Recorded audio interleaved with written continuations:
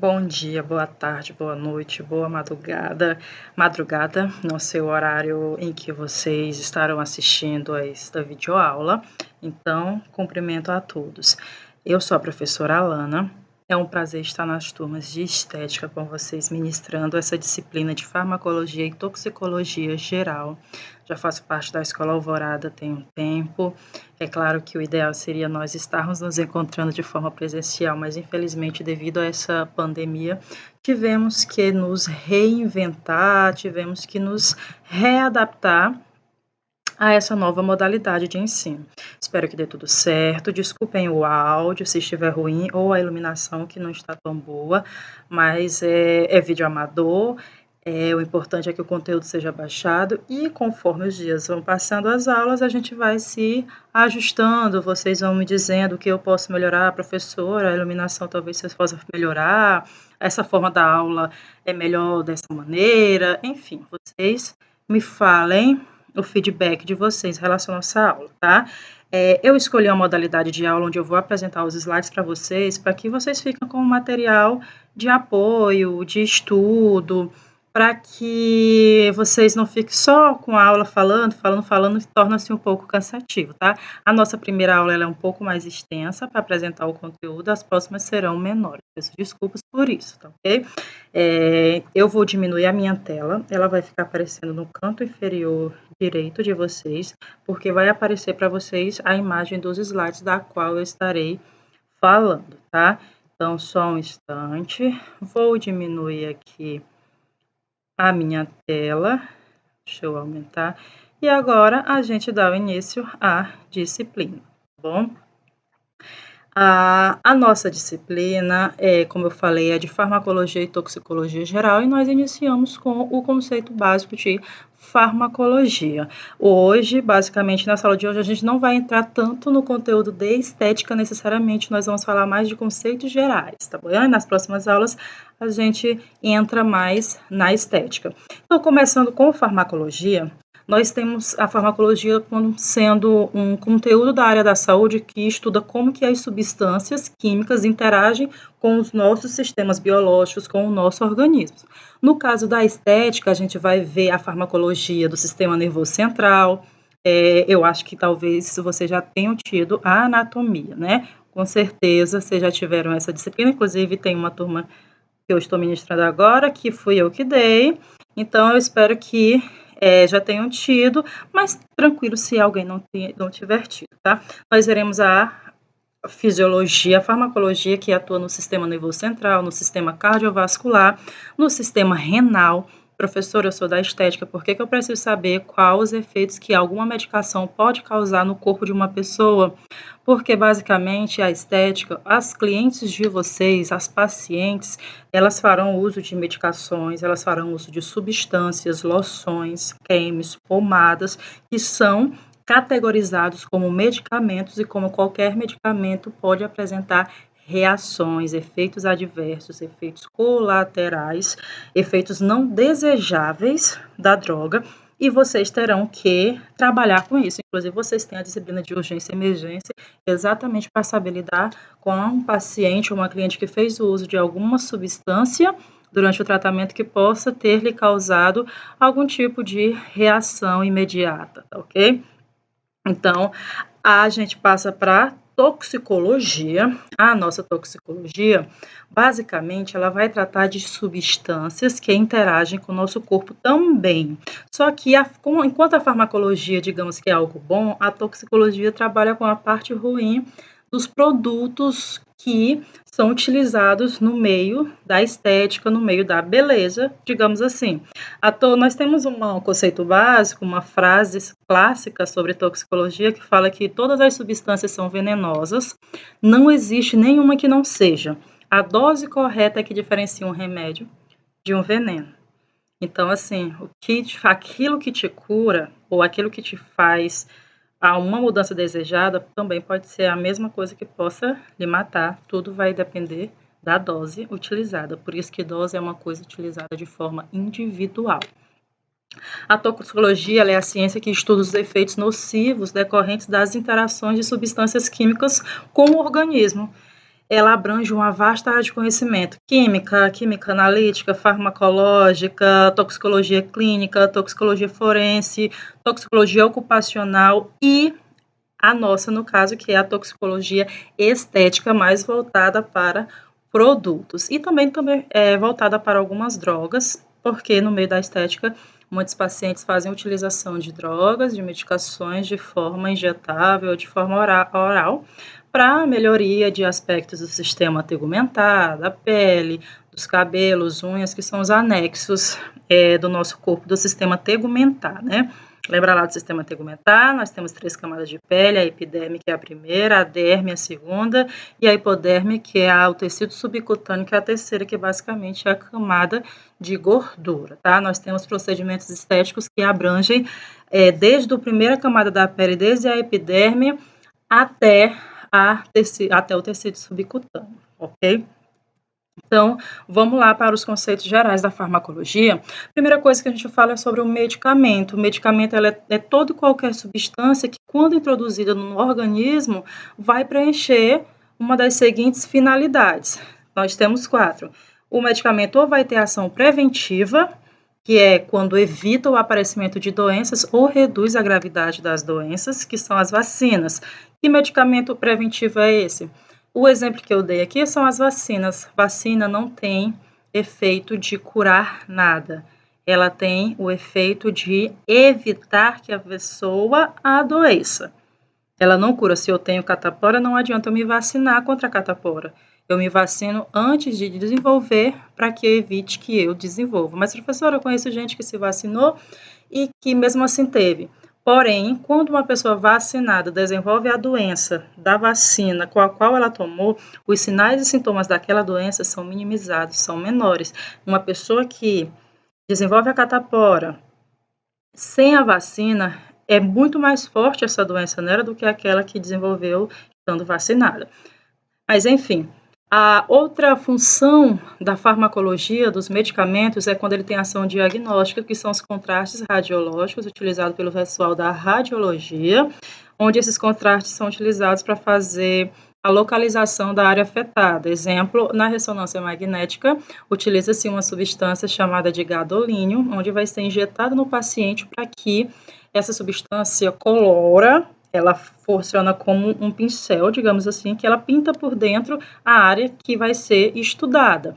Por exemplo, o iodo é colocado na veia para fazer o caminho daquela artéria, por exemplo, quando o paciente vai fazer algum exame relacionado ao coração. Já a função terapêutica, que aparece aqui, ó, é quando o medicamento é usado com o fim de curar a doença, que é basicamente a maioria dos medicamentos são utilizados para esse fim. Um exemplo aqui são os antibióticos, e a função paliativa dos medicamentos é quando uma substância ela não produz a cura da doença, ela só reduz os sinais e os sintomas, tá bom? Por exemplo, uma doença que não tem mais cura, como a hipertensão, então o medicamento ele tem ação paliativa. Ele só faz o controle da doença, ele não cura mais essa doença. Como, por exemplo, algumas substâncias que são utilizadas para clareamento, ou para redução de estrias, ou para maquiagem de estrias, que na verdade as estrias são mais maquiáveis. Elas curam, fazem com que desapareçam totalmente determinadas substâncias, fazem com que a estria desapareça totalmente? Não, mas faz com que minimize, ou seja, esse produto ele é só paliativo, ele não trata definitivamente. E assim são muitos produtos, para melasma, por exemplo, para manchas que de fato não tem cura, mas que tem um certo controle, digamos assim. Então, passado isso, eu vou iniciar agora com vários conceitos, só que eu vou falar muito rapidamente, porque o foco de vocês não é necessariamente esses conceitos, mas eu preciso que vocês saibam desses conceitos para as próximas aulas, beleza? Então, nós temos droga, é toda substância originada do reino animal ou vegetal, que poderá ser transformada em algum tipo de medicamento. Entende-se medicamento como os cremes, pomadas, géis, loções que são utilizados no meio da estética, tá?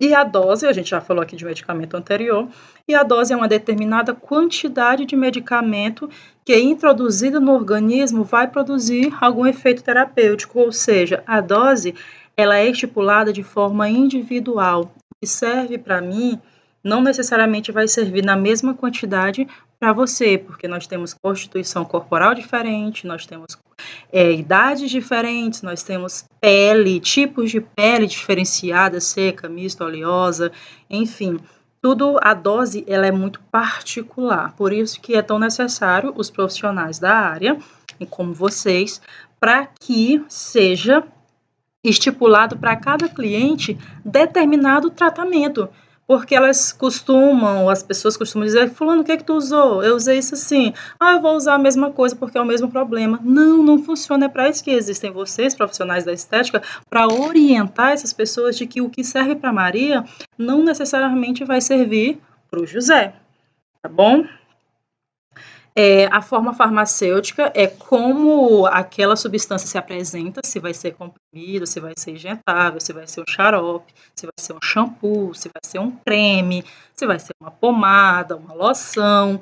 Isso é forma farmacêutica, é como você encontra aquela substância no mercado. A fórmula farmacêutica é a descrição do produto. Por exemplo, eu coloquei aqui suspensão de neomicina, que é uma pomada.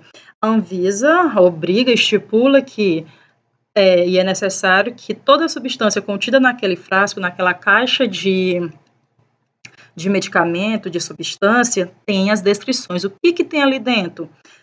Tem sulfato, por exemplo, eu coloquei aqui, na neomicina, na caixa da pomada, tem o quê? Tem 1 grama de sulfato de neomicina, 3 gramas de sulfadiazina e 0,65 gramas de pectina, que não é medicamento, é só uma substância utilizada para dar a emulsificação, para tornar a substância mais cremosa, né? Para dar liga, digamos assim. Então, qualquer produto da área que vocês irão utilizar tem que ter a descrição. Por que a descrição do produto é importante? Para que a gente saiba o que está sendo utilizado. Eu, cliente, eu quero saber o que está sendo utilizado em mim, o que tem aí dentro, em quantas quantidades, e principalmente, você é alérgico a algum componente da fórmula? Então, é para isso que serve a descrição do produto, é para você saber o que tem ali dentro e para dizer para as pessoas que tem isso, assim, assim, assado, e saber se aquela pessoa já utilizou aquele tipo de substância e já desenvolveu algum tipo de alergia. Porque às vezes acontece da pessoa ter alergia ao determinado tipo de coisa, a um produto A. Aí você dá para ela, então vou te oferecer esse produto B. Mas às vezes, no rótulo bem pequenininho do produto, dentro do frasco daquele produto B, tem um pouquinho daquele produto A. Então, se a pessoa teve alergia ao produto A, com certeza ela vai ter alergia ao produto B, porque as fórmulas são praticamente as mesmas. Então, é para isso que serve a fórmula farmacêutica. A gente tem que saber a descrição desses produtos. Então, passado isso, nós temos o princípio ativo, e é a substância que existe na composição do medicamento, ela é responsável por seu efeito terapêutico, que também pode ser chamada de fármaco, tá bom? Se começar um barulho muito grande, é porque começou uma tempestade aqui, mas eu acho que dá para continuar a aula. Medicamento simples e medicamento composto são muito simples, né? Medicamento simples é quando só tem uma fórmula dentro daquele frasco, e o composto é quando tem 2 fórmulas casadas, né? Juntas naquele mesmo frasco, que é o que mais acontece na área da estética e também na área da saúde. Estética está dentro da área da saúde, né? Como todo mundo sabe, na grade curricular, quando joga saúde, estética está dentro da saúde, porque vocês lidam diretamente com o público, lidam com medicamentos, e dentro desses medicamentos estão as substâncias, loções, cremes, como eu já falei, e as pessoas vão fazer utilização. A posologia, como eu já falei, muito parecido com dose, é a forma de tomada daquela substância ou a forma de passar. Por exemplo, você vai utilizar esse creme 2 vezes por dia, determinada quantidade, 1 colher de sopa, isso é uma posologia, tá? E aí nós temos o medicamento de uso externo e de uso interno. De uso externo é tudo que fica por fora da pele, creme, shampoos, pomadas, géis, e os de uso interno são aqueles que entram em contato com alguma cavidade corporal. Vagina, nariz, boca, ânus, ouvido, enfim, qualquer cavidade natural são produtos de utilização interna do nosso corpo. tá? Se, provavelmente o meu vídeo, a minha foto aqui embaixo, né, nesse ladinho que eu tô, tá cobrindo as últimas frases do slide, mas não tem problema que eu estou lendo para vocês, então vai dar tudo certo, tá? Aí nós temos a questão de doses, eu vou passar bem rapidinho porque nós voltaremos nessas questões de dose, tá? A dose máxima é a dose maior capaz de eu produzir o efeito terapêutico sem apresentar efeito desejado. O que é isso, professor? Dose máxima significa que é a quantidade de substância diária que você pode fazer a utilização.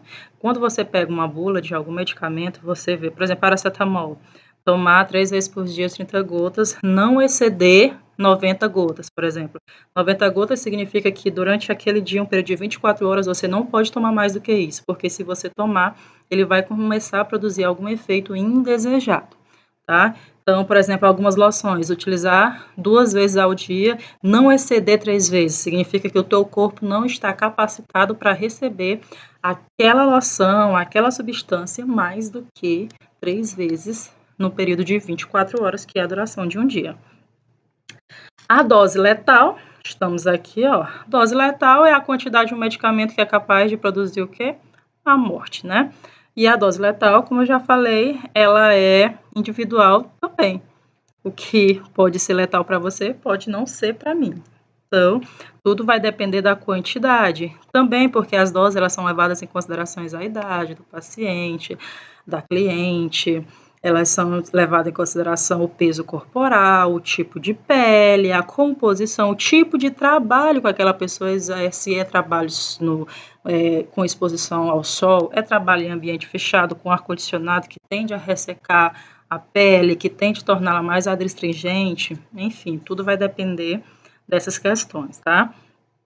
Efeitos colaterais são um efeito imprevisível que não está relacionado à principal ação do fármaco, tá?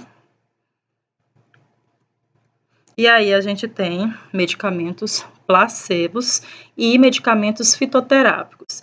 Eu não vou frisar muito nessa parte, porque ela se aplica muito ao pessoal da área da enfermagem, tá? Mas assim, basicamente, o medicamento placebo são substâncias ou preparações que, quando administradas, elas satisfazem a necessidade psicológica do paciente. Ou seja, a pessoa não está sentindo nada, por exemplo, ela não está sentindo dor. Aí você dá 3 gotinhas de um remédio, mas é água, e ela diz, ó, passou, e na verdade era só água. Por que isso acontece? Porque a doença não é física, a doença é psicológica. Como, por exemplo, tem gente que utiliza uma pomada porque quer melhorar a mancha, e às vezes utiliza uma pomada que não tem nenhuma atividade, a pomada que foi exposta ao sol, foi guardada de forma errada, e aí perdeu o seu princípio ativo, usa e diz que melhorou, que clareou, que está bem melhor, ou seja, efeito placebo. Na verdade, aquela substância era inativa, não tinha mais função alguma. Os medicamentos fitoterápicos aqui são medicamentos que são obtidos a partir de plantas medicinais, tá? Pessoal, algumas coisas eu pulo, como vocês podem observar, é quando eu deixo esse material aqui, é mais para que vocês leiam. Porque se eu for discorrer sobre todos, fica muito longa a aula, extremamente longa e fica bem cansativo. Aqui nós temos, rapidamente, para falar a diferença de medicamento de referência, medicamento genérico e medicamento similar. O que é a diferença? Os 3 são seguros para ser tomados? Então, vamos lá para fazer essa diferenciação. Medicamento de referência, ele é também chamado de medicamento de marca. O de referência, ele é assim, existe um laboratório tal, esse laboratório investiu anos em pesquisa, ele foi lá, descobriu a fórmula, construiu o laboratório, gastou dinheiro contratando pessoal e descobriu que aquela planta é bom para determinada doença. Então, ele é o dono da patente, ele descobriu aquela nova fórmula, ele vai produzir o medicamento e vai lançar no mercado.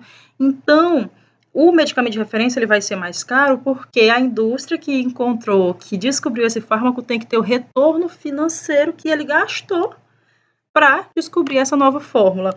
Antes, inclusive, o laboratório que descobriu uma fórmula nova, um medicamento novo, ele tinha o direito de explorar o mercado durante 20 anos.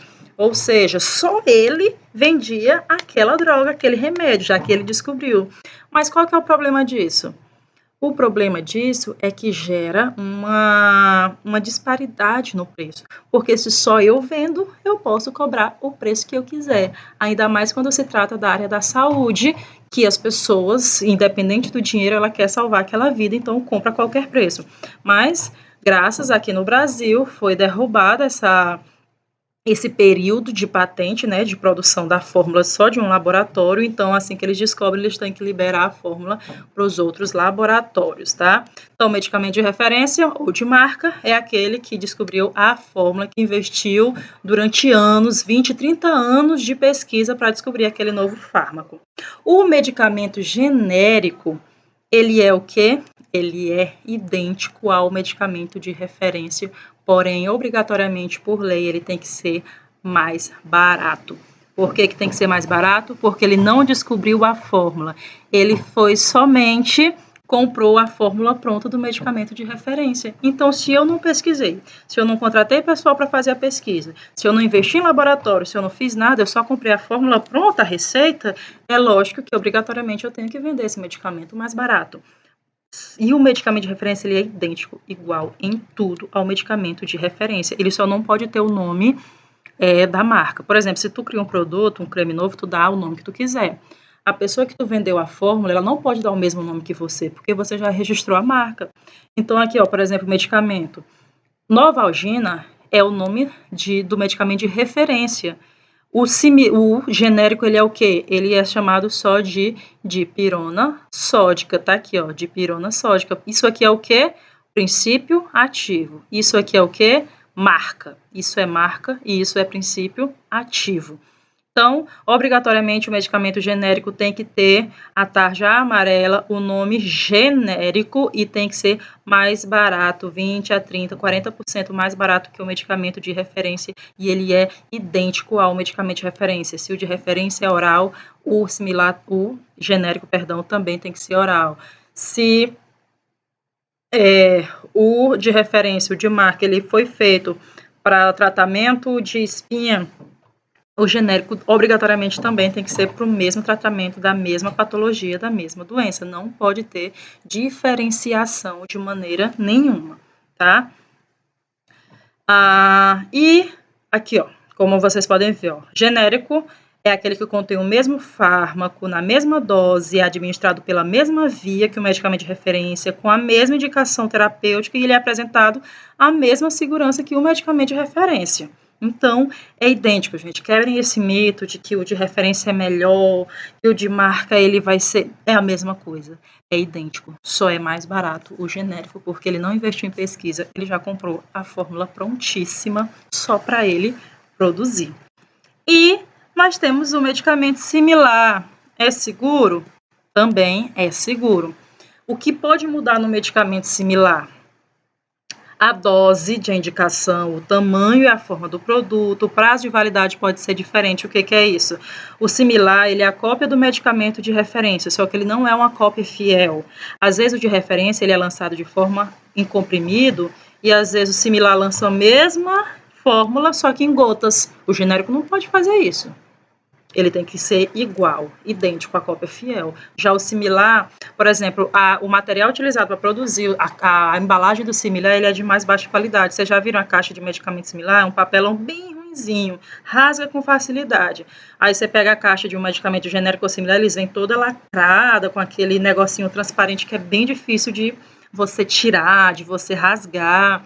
Então, o material é de baixa qualidade, o material da bula, o material da caixa, mas o medicamento é seguro, porque se não fosse seguro, a Anvisa não liberaria o medicamento para ser utilizado pela população, isso é lógico. O prazo de validade pode ser inferior do medicamento similar, a embalagem também é diferente, o rótulo, o recipiente veículo, e ele sempre é identificado por nome comercial ou de marca, tá? Então, o genérico é uma cópia fiel e o similar é uma cópia mais ou menos, digamos assim, do medicamento de referência, tá?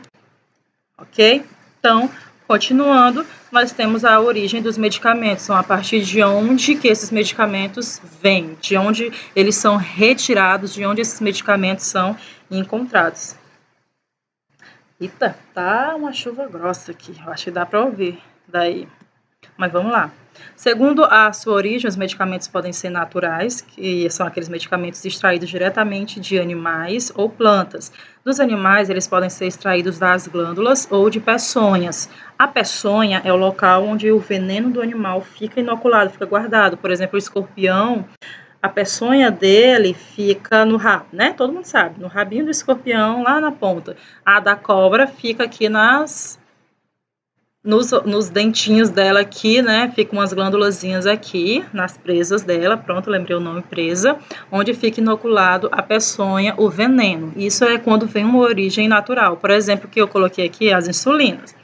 Insulina é um tipo de glândula, na verdade, glândula não, de hormônio que o nosso pâncreas produz. O pâncreas é um órgão que produz dois tipos de hormônio, insulina e glucagon, essenciais na metabolização do açúcar no nosso corpo. A função da insulina é de fazer o controle e a regulação do nível de açúcar no nosso sangue, para retirar, porque açúcar demais no sangue é extremamente danoso para o nosso corpo. A gente desenvolve diversas patologias e doenças relacionadas. Então, os medicamentos naturais vêm de forma. Por que a insulina está aí? Porque a insulina ela vem de órgãos de animais, se eu não me engano, é da glândula do sapo. A gente utiliza a insulina. Porque a gente produz, mas tem gente que não produz. Quem não produz a insulina, a gente diz que o paciente é diabético. Aqueles pacientes que ou não produzem insulina, ou produzem insulina de forma insuficiente. Medicamentos de origem sintética são preparados com auxílio de matéria-prima natural. Não são, no caso, preparado com auxílio de matéria-prima natural, mas os resultados deles são exclusivamente obtidos a partir de laboratório. Por exemplo, alguns antibióticos, ou seja, o trabalho é extremamente sintético. O que é uma coisa sintética? É alguma coisa que não é nada, nem um pouco natural. Por exemplo, couro. Couro de verdade, você sabe, com a bolsa de couro, um sapato de couro é caríssimo, porque ele vem direto do animal. Por exemplo, jacaré tira a pele dele, faz a bolsa, faz o sapato direto. Aí quando fala couro sintético, porque que a bolsa de couro sintético é mais barata? Porque não é de verdade, ele é sintético. É um tipo de material desenvolvido em laboratório. Então, está aí a diferença. E nós temos os medicamentos semissintéticos, as substâncias semissintéticas, elas resultam de alterações, é uma mistura de natural com sintético, e é quando mistura algo que foi natural com algo produzido em laboratório, tá? Aí nós entramos nos tipos de ação dos medicamentos. Nós temos vários tipos de ação. Nosso foco aqui é principalmente as medicações ou as substâncias utilizadas de forma local. Só um instante.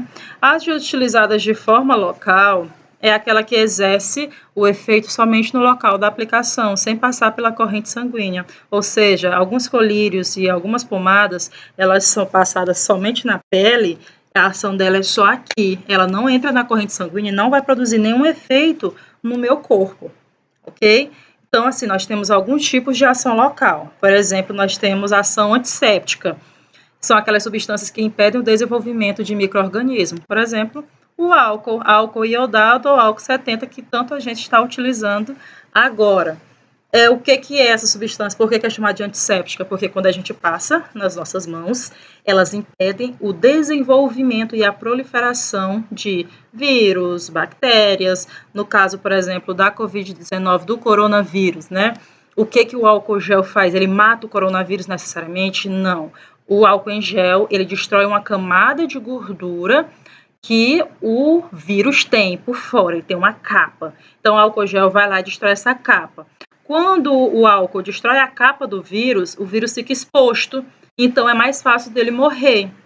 É como se a tartaruguinha, pronto, jabuti, aquela casca dela é uma proteção. Se você tira, ela fica mais fácil de o quê? De morrer, de cair uma pedra, de se machucar. Então, basicamente, o antisséptico ele faz isso.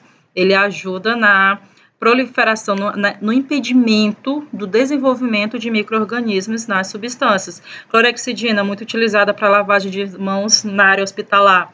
ela é um tipo de sabão, só que mais forte. É aquele tipo de sabão que quando você lava a mão, tua mão fica tão limpa que chega a arder, de tão limpa e de tanto que ela tira a proteção natural. Porque vocês sabem que quando uma área do nosso corpo é lavada demais, o couro cabeludo, a mão, você termina que resseca essa pele, esse local, e fica o quê? Fica coçando, fica saindo um pouco da epiderme, entre outras coisas. Ação local, que é adstringente, é quando o medicamento contrai o tecido, por exemplo, algumas loções para fechar o poro, para deixar a pele sequinha. Alguns produtos que são colocados, por exemplo, antes da maquiagem, ela fazem o quê? O fechamento do poro, para que evite o processamento, evite a saída de oleosidade pela pele e o produto, a maquiagem, torne-se mais coladinha, pregadinha no nosso rosto, digamos assim, e sabemos que a gordura é mais fácil de sair, é tanto que os removedores, os demaquilantes, alguns vêm com óleo, porque a gordura ela é muito fácil de retirar os produtos de pele. Então, as loções ela vem para fechar o poro, para evitar o poro do nosso rosto, da nossa pele, para evitar que saia a oleosidade e fazer com que a maquiagem dure por mais tempo. A ação adstringente é aquela ação travosa, por exemplo, você come caju, não fica aquele travoso na boca, na garganta, isso aí é adstringente, é para deixar bem duro, digamos assim. Muita gente já conhece, vocês que são da área sabem exatamente do que eu estou falando. Medicamentos de ação irritante são algumas substâncias que irritam os tecidos. Pessoal, eu falo muito medicamento, mas entendo que quando eu falo medicamento, não é o comprimido ali da farmácia. Medicamento, como eu falei, é qualquer substância que, quando é introduzida no nosso organismo, vai gerar um efeito. Então, as pomadas, as maquiagens, os géis, as loções, elas podem ser colocadas como medicamento, tá? Então, não fique nessa condição. Nossa, ela fala só de remédio para pessoas doentes. Não, não é, porque medicamento, qualquer substância que entrando em contato com o nosso corpo vai gerar algo, tá? Medicamento paliativo é quando é aplicado no local para alívio da dor. Algumas pomadas, xilocaína, são para algum procedimento que é um pouco invasivo, que gera dor, é passado antes do procedimento para gerar alívio local. É como se fosse, por exemplo, uma anestesia local, né? Aqui, ó, o anestésico paralisa as terminações nervosas sensoriais. É a ação de anestesia local. E o emoliente, muita gente conhece esse nome, é a substância que lubrifica e amolece o tecido. Por exemplo, amolecedor de cutículas nada mais é do que um medicamento de ação local de forma emoliente. Olha que coisa chique. Uma coisa que é só para amolecer cutícula, ele é um mecanismo de ação de forma emoliente. Chique, né? A gente falar para a pessoa, para a cliente, vai pensar que vai morrer, que é uma doença terminal. Mas, na verdade, é só um amolecedor de cutícula. Ação geral sistêmica. A medicação é primeiramente absorvida e depois cai na corrente sanguínea para atuar no local desejado, tá? Ou seja, já não é mais ação local, é quando a medicação que você introduz no organismo, a substância que a pessoa ingere ou injeta, vai diretamente para a corrente sanguínea. Tá? E aí nós temos alguns tipos de ação geral sistêmica. Nós temos o estimulante, que é aquelas substâncias que aumentam a atividade de um órgão ou tecido. Por exemplo, o café, a cafeína estimula o sistema nervoso central, faz com que a gente fique mais alerta, mais acordado, ou seja, ela é uma medicação de ação estimulante. Pode ser também estimulante da pele.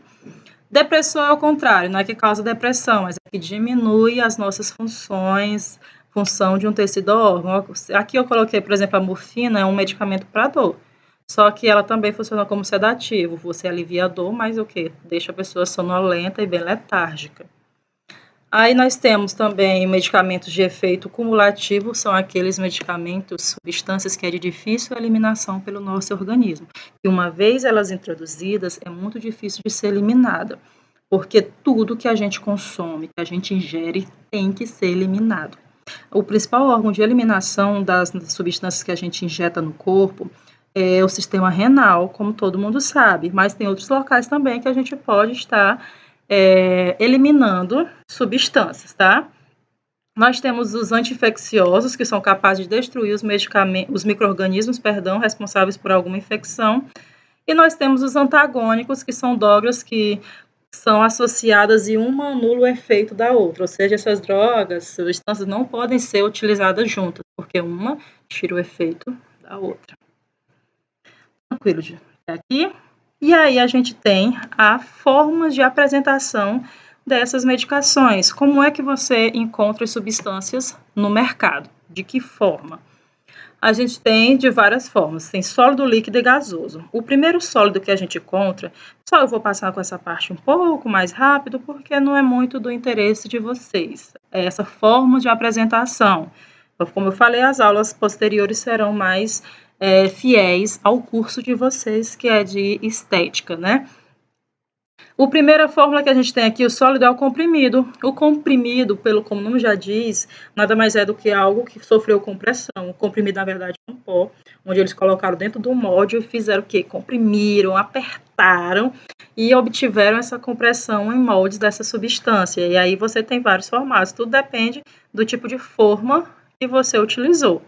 E o pó são aqueles tipos de substâncias, medicações, meu vídeo deve estar cobrindo aqui a caixinha, mas é um estomazil, a foto de um estomazil, que é uma medicação em pó que precisa ser diluído. Drágia, a gente acha que é comprimido, mas não é. Por exemplo, eu coloquei da Neosaldina. A drágia é como se fosse um comprimido com um envolto. Essa envolto é o quê? É goma laca, açúcar e corante. É o mesmo produto que utiliza em balinha, e você reveste, porque fica docinho. Você já experimentou colocar Neosaldina na boca e demorar a engolir? É extremamente amargo. E é exatamente por isso que ela vem com essa capa de açúcar por fora. Porque tem um sabor muito desagradável, exige uma absorção lá no intestino, ou o medicamento ataca a mucosa do estômago. Fazer com que o estômago doa, ele vem com a capinha para evitar atacar esse estômago. Ou devem ser também para ser engolidos com mais facilidade, que desce mais liso, é mais fácil de ser ingerido. Vocês já experimentaram ingerir dipirona? Absolutamente amargo, inviável você ficar com aquele trem na boca, né? Por isso que existem as drágeas, tá? Tem uma açuquinha por fora para facilitar a deglutição. E aí nós temos as cápsulas, nós temos dois tipos de cápsulas, nós temos as cápsulas dessa maneira aqui, ó, e temos essas aqui são de óleo, não sei se dá para ver aí, e essas aqui, ó, são de pó, e aqui dentro tem um pó e aqui dentro tem um óleo. As duas são feitas de gelatina. E é tanto que se você colocar de molho na água, isso aqui, eles dissolvem, eles derretem, porque isso aqui é só uma capinha de gelatina. Por que vem com essa capa de gelatina? Também porque tem um sabor muito desagradável, porque facilita a deglutição e facilita a liberação do medicamento no estômago, na cavidade gástrica. Então, se o medicamento, se a substância veio dentro dessa capa de gelatina, tome dentro da capa, porque a gente vê muita gente pegando essas cápsulas aqui, ó, e abrindo e tirando o pó. Se fosse para tirar o pó, estava escrito na caixa, abra a cápsula e tira o pó. Como não está escrito, não abra não. Tome do jeito que veio a medicação. E se ela veio dessa forma é porque é para ser ingerida dessa maneira. Existe alguma finalidade para que ela seja ingerida dessa maneira. Tá? As pastilhas, elas são os preparados sólidos também, só que a pastilha ela é feita com o mesmo material utilizado para fazer pirulito e balinha. Se você observar, o pirulito e a balinha, eles são feitos para que você para que eles demorem a derreter na boca, para que o sabor fique na boca por muito tempo. A pastilha é exatamente feita por isso, porque a pastilha, a ação dela é local. É para aliviar alguma infecção de garganta aqui na faringe, né? Para aliviar a dor, inflamação da garganta, enfim. Se ela não fosse com esse mesmo material de balinha, se fosse, por exemplo, comprimido, na hora que você colocasse na boca, ela dissolvia com a saliva. Então, a pastilha ela é para ser derretida bem lentamente. Você vai chupando e vai engolindo o líquidozinho, a saliva misturada. Por isso que ele é feito com a mesma, que a gente chama de mucilagem e açúcar. É o mesmo material do pirulito, digamos assim, tá? Aqui eu vou passar, não é do nosso interesse, tá bom? Mas quem quiser ler, fique à vontade, não tem problema nenhum. Aqui a gente chega na parte das pomadas, tá? Pomadas são formas pastosas, ou semissólidas constituídas de veículo oleoso e o princípio ativo é o pó. O que é que significa, professora? Pomada é mistura de óleo com algum tipo de pó. Inclusive, eu vou até colocar aqui, ó, passamos. Vou voltar aqui. Aqui, ó. Pomada é óleo mais pó.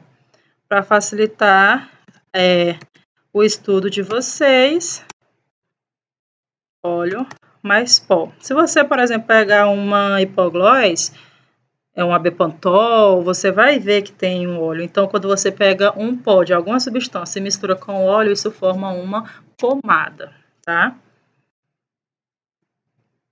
Os cremes são exclusivamente para uso tópico, principalmente na epiderme, na vagina, ou os cremes retais também, utilizados para hemorroida, entre outras afecções anais, tá? Eles têm ação na epiderme, a primeira camada da pele, como a gente já falou, tá? Os cremes são exclusivamente tópicos, tá? E os líquidos, nós temos principalmente o primeiro, o xarope, não é muito do nosso interesse, mas xarope é basicamente uma mistura de alguma substância líquida com muito, mas muito açúcar. O xarope ele é tão doce, extremamente justamente para facilitar a tomada desse medicamento pelas crianças, porque a gente sabe que o paladar infantil é mais adocicado, digamos assim, tá? O que nós temos de interessante aqui, elixir, são preparações de álcool mais água, tá? Preparações hidroalcoólicas, como vocês observam aqui, ó, hidroalcoólica, álcool mais água. O exemplo que eu coloquei aqui foi o elixir 914, esse tipo de elixir, de medicamento, ele é depurativo, ajuda a fazer a limpeza do sangue, tá? Depurar é retirar as impurezas. Então, mas essa quantidade de óleo, de álcool é contraindicado, para criança? Não, essa quantidade de álcool ela é muito baixa, então ela não torna a pessoa incapaz de ser tomada, tá? Ninguém vai ficar bêbado tomando o elixir. É muito parecido também com o aguardente. Mas o aguardente é forte, mas se tu tomar o vidro todinho de aguardente, aí você fica bêbado, mas é para tomar só um pouquinho, né? Emulsão, quem não lembra de emulsão Scott, né? Às vezes não lembra, né? Às vezes tem alguém novinho aí, deixa eu ajeitar aqui, ó, se não estiver vendo a imagem. Tem alguém que não é nessa época da emulsão Scott, quem for levanta a mão, quem já tomou essa mistura com biotônico para abrir o apetite e que nunca mais fechou, né? Porque eu já tomei pequeno e até agora tá aberto o apetite, o negócio é fechar, que não tem. Mas basicamente a emulsão é a preparação feita de 2 líquidos, que é o óleo mais a água, tá? A gente sabe que óleo e água não se mistura, por isso que o nome é emulsão. Eles colocam óleo e água em uma centrífuga, agita de forma muito, muito, muito forte, e aí as partículas ficam bem pequenininhas. Ok, colírios, gases e aerosol não é muito da utilização de vocês, mas colírios são soluções aquosas para uso na mucosa ocular, lógico, nos olhos. E gases, nós temos vários tipos, nós temos gás oxigênio para fazer inalação, nós temos o ar comprimido, nós temos o gás anestésico, por exemplo, alguns procedimentos dentários, o dentista utiliza gás anestésico para você ficar sedado, meio grogue, em forma de gás, né? Quando você vai fazer uma curetagem, por exemplo, para quem teve aborto. Não é preciso dar, algumas pessoas não, mulheres não só precisam dar o anestésico geral, o local, dá só o gás anestésico para ficar um tanto quanto sonolento, digamos assim, tá? No mais, suspensão é um líquido que contém sólido, mas que não se dissolve na água. É um pó mais água, só que eles não se misturam. Vocês já compraram, quem tem criança sabe, aquelas antibióticos em que você compra, que é um pó no vidro, e que quando você chega em casa você tem que completar com água e agitar. Se você deixar parado, o sólido desce e fica a parte líquida em cima. Então, suspensão é todo medicamento que você precisa agitar, porque ele se separa do sólido, a parte líquida, tá? E aqui a gente tem alguns fatores que podem modificar a dosagem das substâncias, das medicações, tá? Ou de qualquer substância que uma pessoa vai fazer a utilização. O que a gente leva em consideração? A idade. Se a gente está falando de criança, de adulto ou de idoso. Sexo, às vezes a diferença entre gênero feminino e masculino também gera diferenciação na dosagem de algumas substâncias. Condições do paciente, tá? Condições, que tipo de condições? Condições físicas, se é um paciente, por exemplo, que está com anorexia. Às vezes, a dose de um adulto, por exemplo, é 2 gramas daquela substância. É uma pomada que vai utilizar 2 gramas. É uma substância que a pessoa vai ingerir 2 gramas. Mas para uma pessoa que está em estado de anorexia, de perda extrema de peso, a quantidade vai ser menor, vai ter que ser reajustado. Então, as condições do paciente são diferenciações para ser escolhida a dose de alguma medicação, de algum produto. Os fatores psicológicos também são levados em consideração. Por que fatores psicológicos? Porque fazer tratamento de pessoas que têm algum distúrbio mental, por exemplo, esquizofrenia, autismo ou qualquer outro transtorno mental, você tem que escolher aquela substância de acordo com as condições do paciente. Se for uma pessoa muito agitada e que não para quieta, às vezes é melhor que faça uma substância para tomar logo de uma vez do que para ficar passando, porque tem pessoas, se for criança ou se for uma pessoa com distúrbio mental, que fica muito agitado, é impossível passar determinada substância para o tratamento de alguma coisa. Então, condições psicológicas também são levadas em consideração. A temperatura corporal também é levada em consideração. O método de administração dessas substâncias também é levado para escolher a dose. Como que é administrado? É oral? É injetável? É para passar? É para lavar? Então, tem que ser visto isso. Fatores genéticos e o peso corporal também vai ser levado em consideração, a estatura da pessoa. E aí, para a gente finalizar, nós temos as vias de administração de algumas substâncias ou medicações, tá?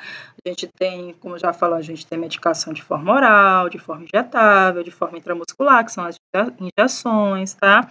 Então, como que é? A primeira via que a gente faz de administração é a via oral, e a gente fala da vantagem e a desvantagem de escolher cada via. O via oral, a vantagem é medicamento que é colocado pela boca, lógico, e a vantagem dela é que promove maior segurança, comodidade e economia. Por que é mais econômico? Porque se você, por exemplo, o medicamento injetável, ele se torna mais caro, porque ele, além de comprar medicação, tem que comprar a seringa, a agulha, o algodão, o álcool, entre outros materiais para ser utilizados. Então, a vantagem da forma oral é que ela é mais econômica. Eu também tenho estabelecimento de esquema terapêutico fácil de ser cumprido, ou seja, o cliente, o paciente entende melhor como deve ser tomado e em que horário. E qual que é a desvantagem da forma oral? A apresentação de efeitos adversos pode machucar a mucosa intestinal, a mucosa estomacal, perdão, pode provocar náusea, vômito, diarreia, tem gente que não se dá com determinada substância, e também precisa da cooperação do cliente, do paciente, a pessoa precisa cooperar e deglutir, tá? E a via sublingual é uma via ótima de absorção de medicamentos, porém não são todas as substâncias que são administradas de forma sublingual. O que isso significa? Mucosa são as regiões do nosso corpo que são irrigadas muito por sangue. É tanto que as mucosas são sempre rosadas. Quais são as mucosas que a gente tem no corpo? Mucosa oral, mucosa ocular, mucosa anal, vaginal, mucosa peniana e mucosa nasal. Esses locais são extremamente irrigados por sangue, por isso que são rosas, vermelhos. Então, se é irrigado muito por sangue, o efeito de ação daquela medicação também é muito rápido. Ou seja, um comprimido que você coloca de forma sublingual, ele vai agir muito mais rápido do que se você engolisse de forma oral, porque cai mais rápido na corrente sanguínea. Então, por isso que a via sublingual ela tem essa vantagem, a absorção mais rápido. Porém, a desvantagem ela é imprópria para substâncias irritantes que machucam a mucosa ou substâncias que têm um sabor muito desagradável. E também precisa da cooperação do paciente. Se você está falando com um idoso, você, Dona Maria, coloque essa pastilha, esse comprimidinho embaixo da língua. Não pode engolir, é só para deixar descansar embaixo da língua. Tu vira as costas que a Dona Maria fez, já engoliu. Então, por isso que precisa da cooperação do paciente ou do cliente.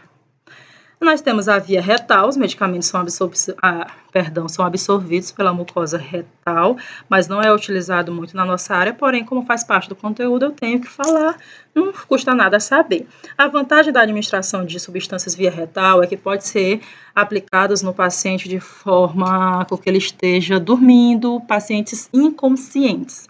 Então, essa é uma vantagem, administra o medicamento e o paciente inconsciente, por exemplo, forma oral, eu posso dar um medicamento oral para uma pessoa desacordada? Não, vai matar a pessoa asfixiada, engasgada. A desvantagem da forma retal, principalmente, é o constrangimento que eu coloco, né? Aqui não tá, mas eu coloco aqui, ó, constrangimento, porque se a pessoa estiver acordada, é um constrangimento total, né? Para a pessoa e para todo mundo. Então, o constrangimento, a irritação da mucosa retal e também a absorção que é irregular e incompleta nessa via. E aí nós temos as colocações, as injeções de medicamentos de forma parenteral, que são as vias parenterais, elas não utilizam o tubo digestivo. Olha a hora. São medicamentos, são substâncias que são colocadas diretamente na corrente sanguínea. Nós temos a forma intravenosa ou endovenosa, intramuscular, subcutânea e intradérmica. E tem outras que não é do nosso interesse, não é utilizado na área da estética, tá? E aí nós temos a intravenosa ou endovenosa, são substâncias que são aplicadas diretamente na veia. A intramuscular vai direto aqui no músculo, ó. Intramuscular vai direto aqui no músculo. A subcutânea vai aqui na camada de gordura. A endovenosa vai na veia. E a intradérmica vai só na pele, intradérmica, ou seja, vai só na derme, que é a segunda camada da nossa pele, do nosso sistema tegumentar. Bom? E aí a vantagem dessas vias é que a absorção é bem mais rápida, o tratamento se torna menor, o tempo de tratamento do que a substância que você toma quando é injetável, sempre o tempo de tratamento é bem menor. A desvantagem principal é a dor que causa, é o desconforto que causa, né, o medo, geralmente causado pela picada da agulha ou pela irritação da droga. E também em relação, em casos de engano, no caso, se você injeta a medicação errada. Se você der um comprimido errado para uma pessoa, é só você estimular o vômito para que essa pessoa fazer uma lavagem gástrica para que ela jogue fora. Mas quando é aplicado de forma intramuscular ou na veia direto, não tem mais volta. Aplicou, já foi.